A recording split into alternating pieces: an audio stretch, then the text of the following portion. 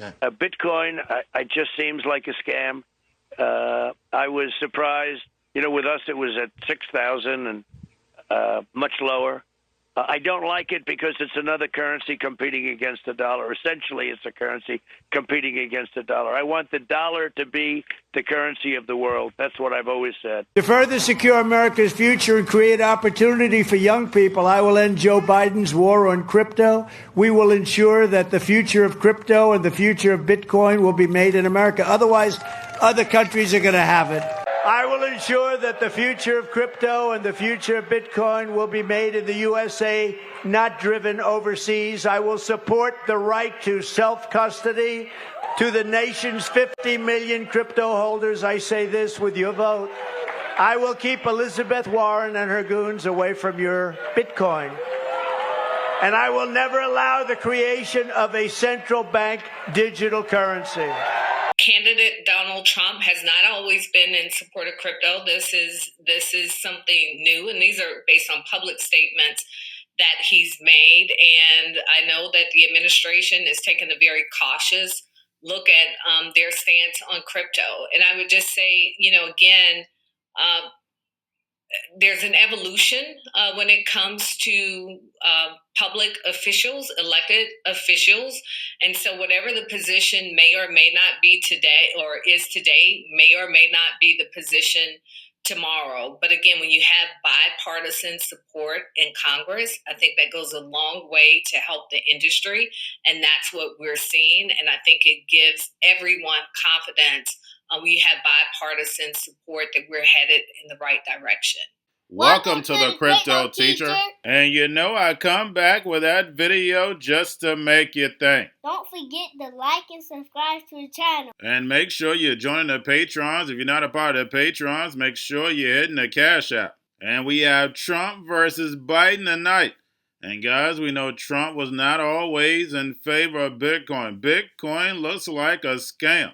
Now he's all for Bitcoin. He's here to protect it. And no CBDC, which we know a CBDC is definitely coming. Politicians are nothing but paid puppets. And then, guys, we have humanoid robots are about to be deployed in these big corporations. Remember, guys, the fourth industrial revolution is all about the robots, algorithms, and drones taking the economy over. And now they have money so they can pay each other with crypto. And because they're going to be putting you out of work, they're going to let you have stable coins. But those stable coins are going to be programmable, telling you what, when, when, and how to buy. And you have 3 to 6 months to spend them or poof, it's gone. And the way they bring in these machines, guys, we know it's all an assistant. They're just here to help you out. Remember, this is a plan. It moves in phases. And once they embed all this data in these machines are going to know you better than you know yourself. And because of AI and the metaverse, you're going to have a digital twin in cyberspace representing you. I know it sounds like a movie, but remember, your life is an illusion and TV is your reality. And remember, the Crypto Teacher told you, because he knows when it comes to the NWO, it's all planned out. Y'all have a wonderful day, and I'll be bringing you that Trump versus Biden video. Digit is stepping in and picking up tasks at GXO. They're a third-party logistics operator just outside of Atlanta. We'll be moving product within their warehouse. This is kind of the dull, repetitive sorts of tasks that's hard to find people to step in and do. But we are on the clock now at GXO. So these robots are doing the work that would be done by workers previously. Tell us a little bit about Agility, your valuation's over $1 billion. You've raised over $100 million. What makes your humanoid robots so different, not just from the other robots that are being deployed in warehouses, but other humanoid robots that we've seen demos of? Right. So we're the first ones being put to work. We are stepping in and operating in those spaces that humans previously operated in. We're different in a couple ways. One is that we have actual data from environments that inside the customer facility. Turns out that's very valuable data to help train AI models that will then teach new skills to Digit. So that'll help open up new markets going forward. So you're talking about teaching Digit. This is obviously AI powered, but how autonomous and independent are these robots? And what do you see them being able to do as AI technologies continue to advance so quickly? Digit is fully autonomous. There's no cord behind it. It is still inside of a work cell, so it works in a work cell for safety. You don't want AI at this point in time controlling the robot. So we use traditional methods to control the robot, but we can layer in AI on top of that to help teach it new skills along the way. So here at Aspen Ideas, there's a lot of talk about AI, but there's also a lot of talk about regulation. Mm-hmm. You talk about how you don't want AI controlling the robot. We've heard people warn about robots taking over, or autonomous robots taking over, sort of the worst case scenario of the future of AI.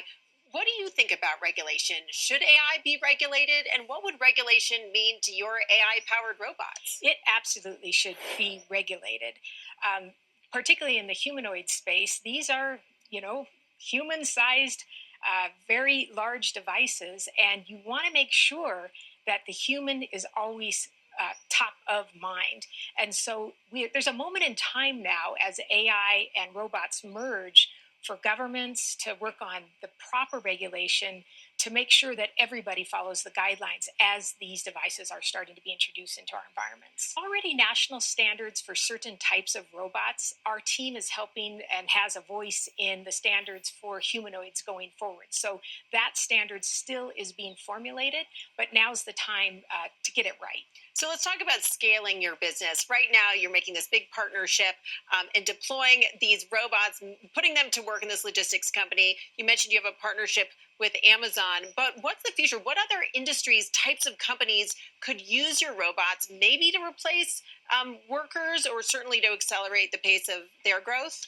Well, there's a lot of tasks, I would say tasks, not the full job, that are just repetitive, dull, dirty, sometimes backbreaking, a lot of injury-prone tasks that humanoids can step in and take off the plate of the human. And that frees the human up to learn new skills, to actually be the manager of the robots. They can step into a digital job based on that. And so it's going to change the face of labor going forward. But I wouldn't think of it as taking the job, but as augmenting a human's job. Going to a different economy, and we're going to be learning more about that as we go. But clearly, we're learning that things can be done from remote locations. We're learning that technology can replace people even more than we thought. We're not going back to the same economy. We're recovering, but to a different economy, and it'll be one that is more leveraged to technology. And I worry that that is going to make it even more difficult than it was for many workers. In Silicon Valley, and my friends who work in technology know that what we did to the manufacturing workers, we are now going to do to the retail workers, the call center workers, the fast food workers, the truck drivers, and then even bookkeepers, accountants, insurance agents, lawyers, and on through the economy. So what happened to the manufacturing workers is a very clear sign. And so we'll import Chinese-based CBDC technology. So it's going to be CBDC in a box provided to you by the People's Bank of China. But every stock, every bond, every currency, every commodity, every piece of art, every private business, every piece of real estate will eventually be a token on a blockchain, an entry on a ledger, permanent and immutable. We will have truth instead of trust, and we will save over $7 trillion a year. 6 to 8% of global GDP is wasted by the friction of the trust industry that's necessary when you have dual entry accounting. With triple entry accounting, which is what a blockchain is, we get rid of all of that friction. It's a beautiful future. Like what you see in China and their social credit scoring systems, right? If we get identity wrong, it could be a tool to enslave humanity. And if we get it right, it could be a tool to liberate humanity. And as an American, I'm obviously rooting for the one that's on the side of freedom. Bitcoin is an international asset. And also, I do believe the role of crypto is, it's digitizing gold. I actually believe this technology is going to be very important. look, we have been part of a huge revolution in investing through ETFs. We believe that ETFs will be changing the whole way we invest. Many people still use it as a means, people are investing it for indexing. No, the majority of people who are putting money in in ETFs are active investors that are buying exposure. The entire bond market is being transformed as we talk right now. I believe the next generation for markets, the next generation for securities will be tokenization of securities. And if we could have that distributed ledger that we know every beneficial owner, every beneficial seller, we all have our code of who's buying, who's selling, instantaneous settlement. And think about it, it changes the whole ecosystem. Chinese bank ICBC has been hit by a ransomware attack, and the U.S. Treasury market, as a result of that, has been disrupted. This, according to the Financial Times. We're getting it more right now with Bloomberg's Sonali Basak. Sonali, what do we know? Listen, we have the Financial Times now reporting that ICBC, one of China's largest banks here, was hit with a ransomware attack. And remember, they're a very significant intermediary in the Treasury market. The SIFMA has told its members that this has been part of the reason here that the system is kind of clogged up, if you will, during that auction that we saw a little bit before. The attack had prevented ICBC, according to the Financial Times, from settling Treasury trades on behalf of other market participants. A large executive at a major bank also telling the paper that such a large party on the fixed income clearing corp creates major concerns, potentially impacting the liquidity of Treasury markets. Now, it was not just a poor auction. It was absolutely lousy, and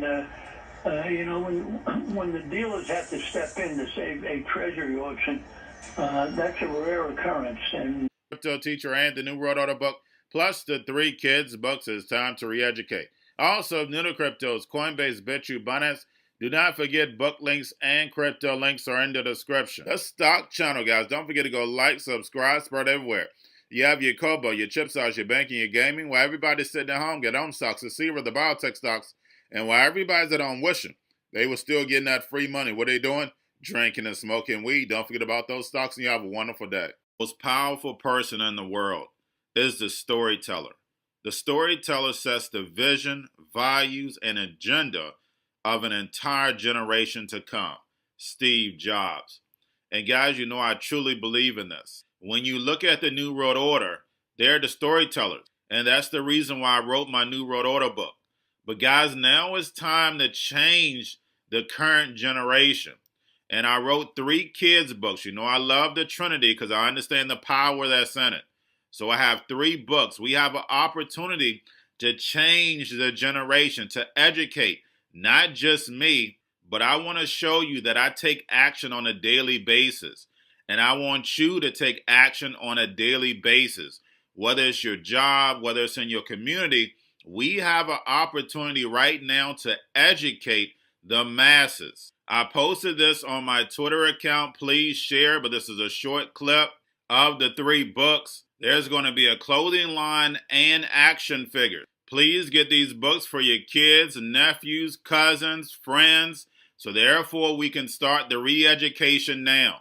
Because as we see, the 4th Industrial Revolution foundation is definitely here. Robots, algorithms, drones, taking humanity out the picture. We have to re-educate. But let's get into the video. Part 1. King Joshua and Grandma Tam save the village. Part 2. King Joshua and Grandma Tam save New York. Long COVID Stories 3. Part 3. King Joshua and Grandma Tam goes to China. It's mandatory to get part 1, part 2, and part 3 of this series. It's time to re-educate Generation Z.